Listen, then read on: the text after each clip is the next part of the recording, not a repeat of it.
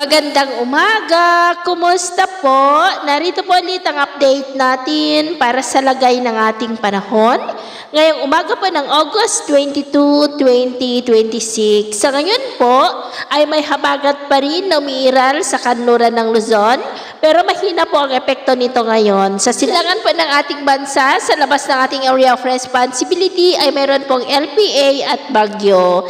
Ang LPA ay nasa layo po ng 1,250 km east ng Mindanao at ang Bagyo naman na may international name na Saudel ay nasa layo ngayon ng 2,460 km east ng Bicol Region. May ituturing na po yan na typhoon category base po sa datos ng Joint Typhoon Warning Center at taglay na ang lakas ng hangin na maabot po hanggang sa 150 kilometers per hour.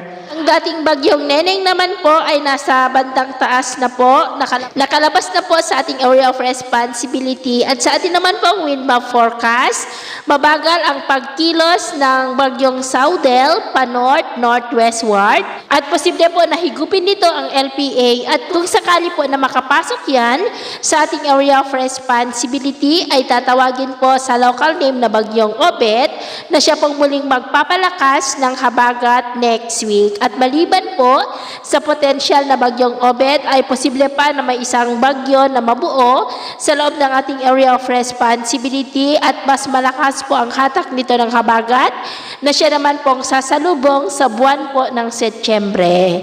At ito naman po ang pinapakita ng forecast model natin pong ginagamit hanggang po sa susunod na 2 linggo. At sa lagay naman ng ating panahon, ngayong madaling araw ay maayos po ang panahon sa malaking bahagi ng bansa pero may tsansa pa rin ng mga isolated rains lalo na po sa Batanes, coastal areas ng Zambales at Bataan, ilang bahagi ng Mamburao, Antique, Bacolod, Sipalay, Bayawan at Dinagat Island. At mamaya po ay sisikat naman ang araw sa malaking bahagi ng bansa pero may tsansa pa rin ng cloudy skies with isolated rains lalo na po sa may Batanes, coastal areas ng Zambales, Bataan at Oriental Mindoro. At mamayang hapon, may tsansa pa rin ng maulap na kalangitan with isolated rain sa may Batanes, ilang bahagi ng Ilocos Region, Cordillera, ilang bahagi ng Cagayan, Central Luzon, Calabarzon, ilang bahagi po ng Southern Luzon,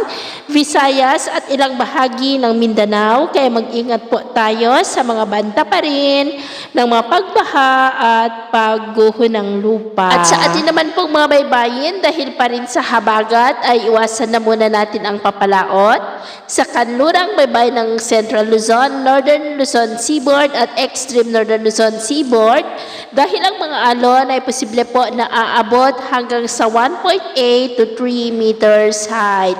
Kaya hanggat maaari ay iwasan na po muna natin ang papalaot dyan sa mga may kulay pula para mas makaiwas sa mga sakunang pangkaragatan. So, ito po ng latest update natin sa araw na ito. Ako po muli si James na nagsasabing sa kahit anong pagsubok po na darating sa ating buhay, huwag na huwag po tayong mawawalan ng pag-asa. Thank you and God bless!